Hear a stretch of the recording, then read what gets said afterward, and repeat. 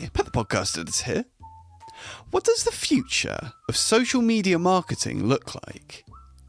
Well, today, Dan and Lloyd discuss the future of the industry and why the machines might be taking over. My prediction is, in the next 5 to 10 years, there will be very little value a human can add in running social campaigns because the algorithms will be doing so much of the work. We also explore some of the ways Dan and Lloyd are adapting and share tips on what you can do to make sure that you stay relevant. We want to focus on the creative because that takes a lot of human brain power and will be the hardest part for a non-human to replicate. Basically, that sounds mental, doesn't it? Right, let's get stuck in. This is episode 83 of the Business Anchors podcast. We're just a couple of business anchors. Welcome to the Business Anchors podcast. This jingle is slightly too long. This jingle is slightly too long. Why are paid ads dead, Lloyd? Surely this is a terrible thing to say as an agency that actually runs paid ads for clients. Well, I would say paid social ads aren't dead. Oh, is it just a clickbait title? No, it's not. They are dying. So poor ads. They're in a bad way. Right. But to be clear, before we get into this, this is not a podcast, well, certainly not from my side, unless Dan surprises me, that's saying don't invest in paid social ads. Please do, otherwise our business wouldn't work. That's not what we're saying right now, but it's very much a warning from me, personally, to the outside world of there's things changing, and if paid social ads are a part of your business or part of your plans, I think this will be a very good thing to listen to. Intriguing, Lloyd. So you're going to be shining some light on the future and what's happening in the paid ads world to inform our lovely Anchors listeners. Yes. Yeah, that's the idea. So what's happening?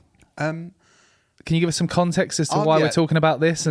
Yes. So obviously, with our business at Knowlton, we run creative marketing campaigns, usually using paid social ads to distribute our wonderful creative content, which is our speciality here at Knowlton. And so it's a massive part of our business, massive part of our plan. So we have to be really on the ball with this. And basically, we first spoke about this probably a couple of years ago. Yeah. That the skill of running paid social campaigns is going to become less and less valuable because the data of these platforms, along with the algorithms, is doing more of the work as we move forward. So that's why I said at the moment it's not dead. You still have to have expertise to run these campaigns effectively. So someone can't just click a button and make it work. Okay. But my prediction is, in the next 5 to 10 years, there will be very little value a human can add in running social campaigns because the algorithms will be doing so much of the work. As in actually managing the ad campaign. So when it's live, trying to optimize it to perform better, to sell more product, to generate more leads, to reach more people. Exactly. Because currently here at Knowlton, we manage these ad campaigns and we add a lot of value in the process of managing the campaigns to optimize the results, the technical stuff, using the Facebook ads platform, using the TikTok ads platform. Testing different creative and running it through to see what's going to get the best results. Exactly, and the technicalities of how that's managed and how it's structured. But what we're saying and making a very bold prediction that I feel really strongly about is that that's already becoming slightly less skilled. The platform's doing more of the work, and it will get to a point, I think, within the next 5 years that you'll be able to add very, very little value as a human in optimizing those campaigns. So it will literally be, I'm running an ad campaign, let me click that button, or like you input all the creative and then the ad platform does the work. Yeah, I believe so, because even in the lifetime of our business, so 2015 or 16, we never remember which year we started. At that point, there was loads of Oh, my brain stopped then. Loads of like even tricks and hacks you could do within it. Of like, oh, you can get like double the results you get if you do this weird thing in the campaign structure. And there's loads of stuff like that, loads of strategies, and they've been diminishing over time and kind of becoming more of the platform, and the algorithm's already doing that work. Now the algorithm lets you upload things. Go, oh, we'll A/B test this. Oh, we'll expand the audience, going over and above what the data you've put in to find better results.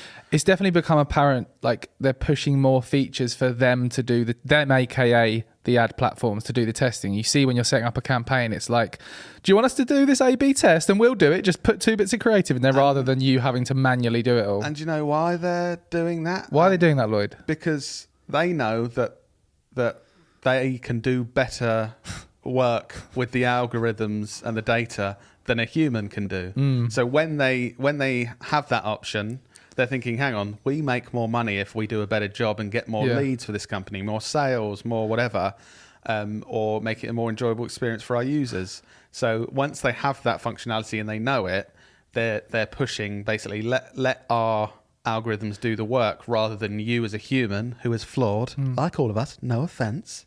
So what are you concerned for our agency, and should other marketers listening to this be concerned for their jobs? Well, if you're a marketer and this is a big part of your job, I think you should be concerned if you're unwilling to adapt in the next few years. Like if you have a long-term business plan of 10 years and you are running a business that runs social ads for businesses and that's all you do, I'd certainly be... I wouldn't be concerned now, but I'd be saying, bloody hell, Lloyd Knowlton gave me a wake-up call talking about this, and I should be adapting plans in the future. So, as I said, we had this conversation probably 2 years ago first, and that kind of revelation of, right, there's huge skill and human creativity in one part of this, and there's another part of it which we've been discussing that is going to be easily replicated and automated by lots of stuff that I don't understand the technicalities of on the platforms. So I think we should share some secrets and open the bonnet a bit on Knowlton and what we're basically doing to counteract this, because I think other marketers will be listening to this thinking, shit, Lloyd's woken us up that we need to actually change what we're doing. And it might be interesting to hear at Knowlton from our conversations 2 years ago about this, what we're focusing more on, which is the more creative part that we like. If you would have followed our journey for the last 2 years, you definitely would have noticed a big push of Knowlton, the people who produce really creative videos and visuals for social rather than running ads. Yeah, and I think if we didn't make that change, we could still be running a successful marketing agency here, because at the moment it's still possible. Yeah. You can still add value, and we are in that part of our business. But thinking of our long-term plans for the growth of the business, made a clear decision of we want to focus on the creative, because that takes a lot of human brain power and will be the hardest part for a non-human to replicate. Basically, that sounds mental, doesn't it?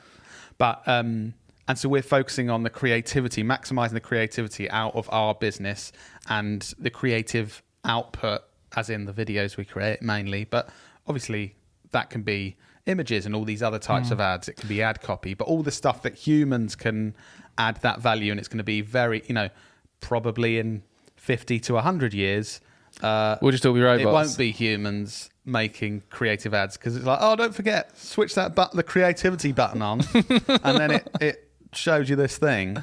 But I'm not going to be working in 50 years, so that's fine. Yeah.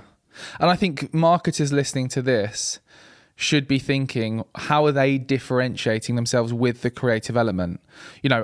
Is part of your marketing strategy blogging, and you write these really cool creative blogs that are more detailed than anyone else? Or is it podcasting? Or is it exhibiting at events? Like, you need to figure out that creative part where you as a human can add your own flair, your own creativity. What are you doing differently? Yeah. It's working out that process of how you differentiate your creative output to what everyone else is doing by the time that it becomes so much more prominent, and that's the only way you can differentiate yourselves. You can still pay more to get bad creative out to more people at the moment. You can still have that impact on the technical side, but as that's decreasing, you as someone a decision maker in a business, or a business owner, or a marketing manager, or whatever, need to think, let's prepare for that technical side to have less of an impact. And it doesn't matter how clever we are, how many skilled people, how skilled the agency we're working with in that side, the creative is the bit that's going to have to be better than everyone else's. So on the topic of the creative being better, I want us to really provide some practical, actionable tips and advice around how you can differentiate. We've recently gone through a bit of an activity where we've been really fine-tuning Knowlton's communication to the outside world, and almost like one element of that was developing a communications checklist to know, right, if we're putting anything out to the world, any type of content or creative, what boxes does it need to tick? And I thought listeners may be interested in hearing what those elements are. To help them. You've been working on this, haven't you? I have. It's clear. And so are you going to talk through I was going to talk through it. Great. Go for it. Cool. I think this will be very useful. These are the key elements that any piece of creative now, our team, our own content and our clients' campaigns, that they need to tick. So, number one, I did actually try, after I wrote all of these, I did try coming up with, is it an acronym to make it sound like something? But there wasn't enough vowels, I don't think, to make it work. So I'm just going to say each point. Actually, looking at the notes. So is it known as Rionvev? Yeah, it wasn't very catchy, was it? Cool.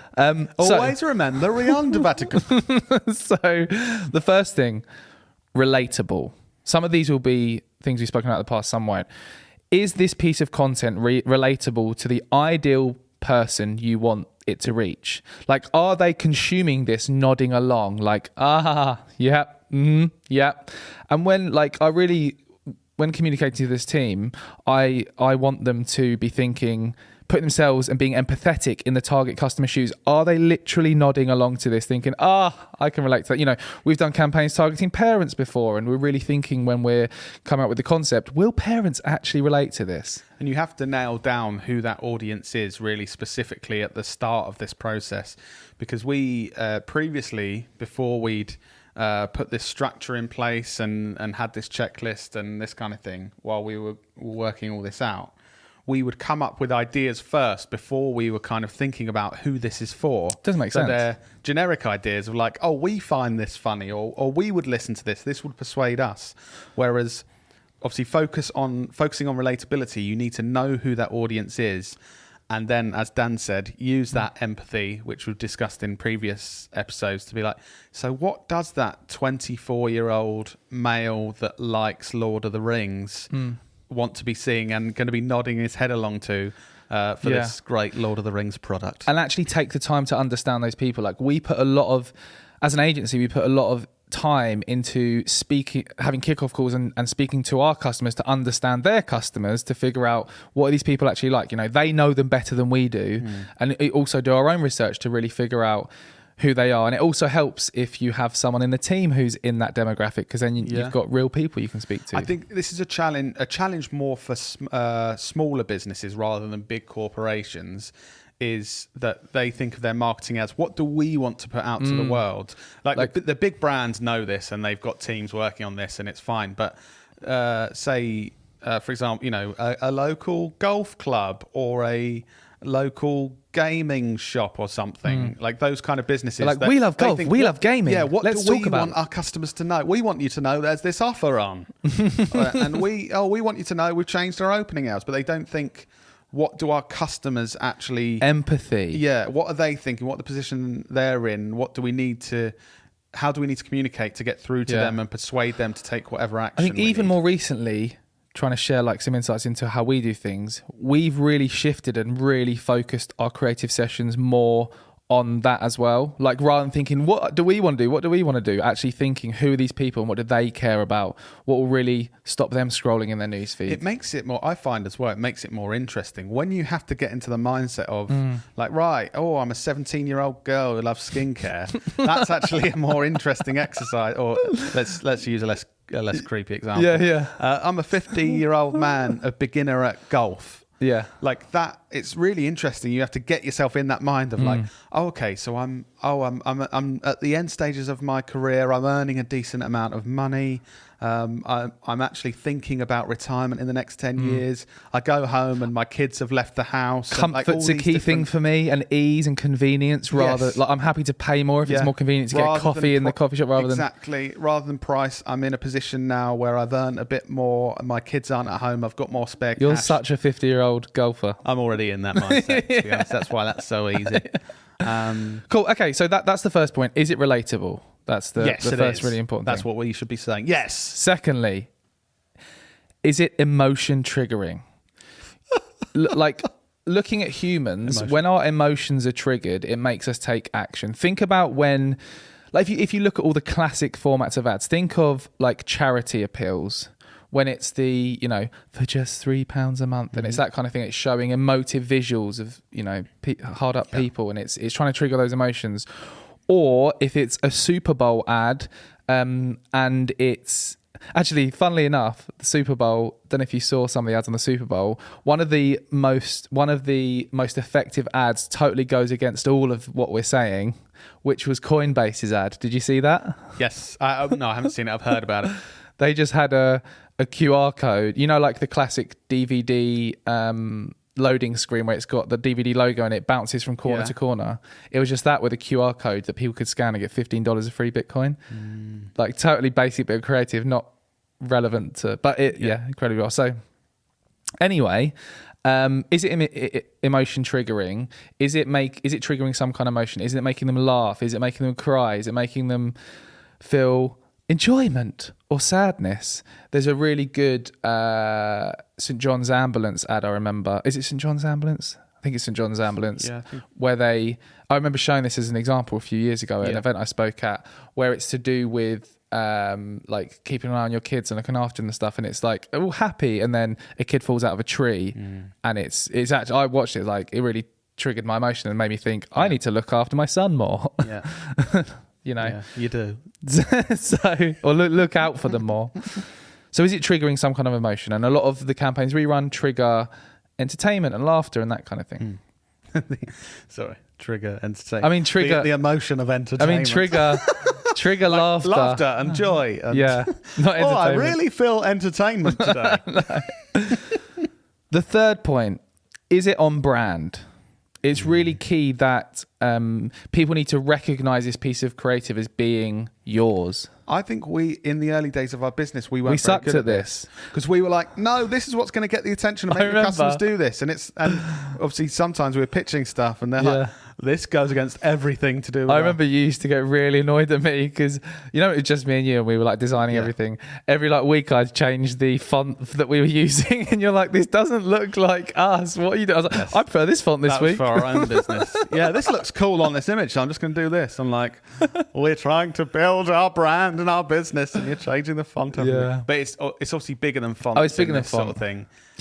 You can come up with, like, if your brand for your spa that you run is like this calm and lovely and relaxing kind of brand you're building and luxury, and then we're like, what we're going to do, we're just going to do this ad where there's someone shouting in your face and then to get your attention. It's like, no, that's not going to fit the brand and what we're doing and what we're trying to achieve. And a really good exercise that you can do to ensure that every piece of creative is on brand is to create like a brand voice document. This is something else that we've done recently to really map out, what are the do's and don'ts and how you want to come across. So for example, we've created a checklist of how we want to come across. Things like the do's are, when you're communicating, is it showing that we know what we're talking about? We're thought leaders in this field. We're experts. We shouldn't be saying anything like, oh, we're not sure what's happening here. Is it demonstrating we know what we're talking about? And that kind of thing. So really think about what are the ways that you want to come across? What do you want people to think about you when they're consuming a piece of content? The next one, is it native? This is a really, really important one. What do you mean by that, Dan? What I mean by that is it built for the platform it's on? So, for example, what wouldn't be native, which is what a lot of big brands do, is we've invested £1 million in a TV ad. So what we're going to do is try and cut it so it fits TikTok and chop it into 9:16 format so that it kind of looks like it could go on TikTok, but it's actually a TV ad. Funny enough, that doesn't work. What actually works on TikTok is when you make content that's built for TikTok. You know, lower production value content shot on your phone that's tapping into trends rather than then you get the TV ad. executive going, but that's so much worse. Our ad looks so much better, and get angry. What? It should work. It's like, no, you can't control what Come works on, just Kevin. because that's what you're used to making. Come on. Yeah, so it needs to be native to the platform it's on. The next one, is it value adding? What is someone gaining from consuming this piece of content? I think, again, I always need to remind myself this sometimes. Sometimes I want to talk about stuff and share stuff with the world, but that doesn't necessarily mean anyone's going to gain anything from it. Like how you tell everyone you don't drink anymore. Exactly. Yeah. Whereas, this is that, okay, right, you're taking the piss, but this is a prime example. So I want to share with the world that I don't drink anymore. Rather than just doing a post to do that, if you look at a post I did recently, it shares what I've... about it, did you? It shares what I've learned from it. Right. Rather than just, I've stopped drinking. Oh, I'm a really good person. You're adding the value of like, this is the benefit I'm getting. Yeah. And so I'm going to teach you those benefits. Yeah. I'm brilliant. And I think one of the easiest ways to do this when you're thinking of like LinkedIn content is rather than just posting about something you want to talk about, share the lessons you've learned from that thing. So rather than saying to, you may have a new office that you want to share with the world. Look at our new office. We're really cool. Rather than just doing that because no one will care, you could do, here are a few lessons we learned when trying to source a new office that is really good. Like we did here when we were renovating our office. Yeah. We were posting and getting feedback from people on how we should fit out the office and the different things we should get in it. So very value adding, that point. Value adding, yeah. The next one, is it thumb stopping? Sounds a bit weird, but if you think when people are scrolling on, you've got quite small thumbs, haven't you? Yeah, really small thumbs. Yeah. I just looked at your thumb; it's quite small, isn't it? I first noticed when on national TV I put my thumbs up and in the audience when I started asking Noel Edmonds a question on the Friday Night Project. Can you tell us a bit more about that? There's not much more to say. It was cringy. I was in the audience. No, Edmonds, the guy that does Deal or No Deal. Yeah, right? it was the prime of Deal or No Deal. And they said, audience questions. And I put my hand up and my mate Johnny next to me was like, don't put your hand up. And I just said deal or no deal. That's the question I asked him. Oh, God. And the whole audience kind of like, huh? What? And yeah, that's good. But yeah, small thumbs. But we need to stop these thumbs. so don't we, Dan? thumb stopping. Yeah. What is your piece of creative doing to stop people scrolling? So, for example, if it's an image on Instagram, what does that image have to be really captivating and eye-catching? Does it have a lot of contrast in there so that it's really striking when people are scrolling through and it differentiates from the normal bland vanilla content that you're scrolling through? If it's a video, what's in the first 3 seconds to hook people in? It's not just you saying, hello, this is a podcast. It could be like, boom, we're in a podcast. Oh, something exciting. Learn the 3 things that we're doing here. Like for example... Go on. I was just going to say thumb stop. I think this is a really important point because if you don't get people to stop those thumbs, stop the scroll, and actually pay any attention to your content, whatever you've invested in that content, you're just losing that value. So if you've made a minute-long video and you've put all the time and effort and potentially money into doing that, if you're not even getting people, if you haven't done well enough in the first 3 seconds, no one is watching the other 57. So you're going to lose a lot of the value. And a tip from what we do with client campaigns is produce different starts to videos so you can split test. He's good. He knows what we do here. Exactly. So we quite often have different ways to start a video, like Dan said, because if we just had one start, we might be like, only 3% of people are watching beyond the first 5 seconds. Then you have another version. It's like, 28% of people are watching beyond when you start that it like start this. On the, Suddenly, we're getting 9 times the value from this video because we've stopped their thumbs. Exactly. And the final one, call to action inducing. Oh, that sounds Sounds weird, doesn't it? corporate. That does. Okay, just call to action. What do the people consuming that piece of creative know what you want them to do after they've consumed it? I think, again, looking back at us in the early days, we never used to have calls to action. It was just like, bye. It sounds too simple, but it's really important. It sounds ridiculous. Well, of course they're going to know what you want. Yeah. But you could create an amazing video. Then at the end they go, cool, that's Yeah. good. And that's the end of the interaction. Whereas if you're reminding them, oh, this thing we've been talking about, by the way, you need to click this thing to claim that 20% off on your first order. Like, if you're reminding business anchors who haven't left us a 5-star review on Apple Podcasts to do so if they're enjoying it, or to tell their friends or family about it so we get more listeners on the podcast, Yeah. or to check out the Business Anchors YouTube channel, which now has a standalone YouTube channel with all of the clips that we've got on there, then, you should remind them throughout. Remind them to do that throughout, definitely. And maybe even add some emotion to that call to action. It's quite upsetting. We obviously put loads of time and effort to try and help people with this podcast, to try and help you learn what we're learning. So any value that you could, maybe just clicking a button could give us a huge amount of value back. That would be really... And Lloyd actually cries to himself at night sometimes when people listen and don't do that. Yeah, I do. And what I want to feel is Dan's favourite emotion, which is entertainment. I feel so entertainment. Oh, I'm feeling entertainment now. Yeah. So yeah, they were our communications checklist that help us ensure all of our creative is smashing it. So if you want to steal that, please do. Yeah, please do steal it. There's lots of other bits of magic that we use to keep people engaged, to help persuade people and stuff like that. And we have structures and processes in place to maximise the creativity with that. Why are you smiling, Dan? I was just thinking of ways that we keep people engaged. Lloyd likes to have terrible fashion sense to keep people engaged on video and just dress terribly. Yeah, that's part of our Unknowingly. strategy. It's not because I can't dress well.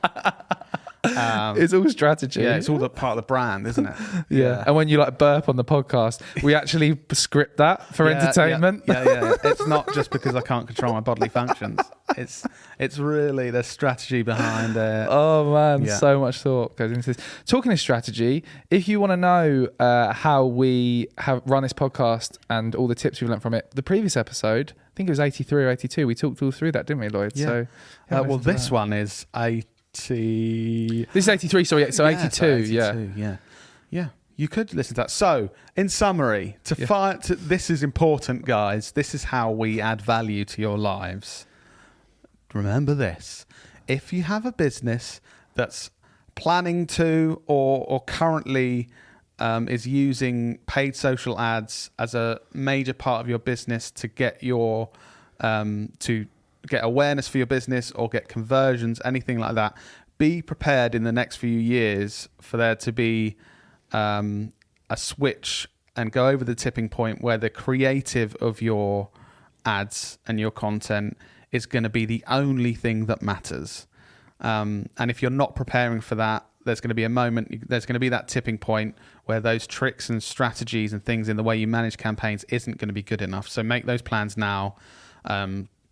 Or else. Yeah, or else. And Lloyd, in 5 years, obviously remember this, because then you can do a thing like Gary Vaynerchuk does and have a clip of him predicting something that's really good, and then you sound really good, and then you sell a book off the back of it or something like that because everyone thinks you're good. Cool. So, call to action. Clear call to action now, don't we? That's what we need to end it. Go and It's got to be clear. It's got to be clear. It's got to be clear. Right, so are you ready, Dan? Yeah. Clear call to action. 1, two, 2, three. 3. Go and tell your friends about Subscribe the podcast. to the family. Bye. Bye.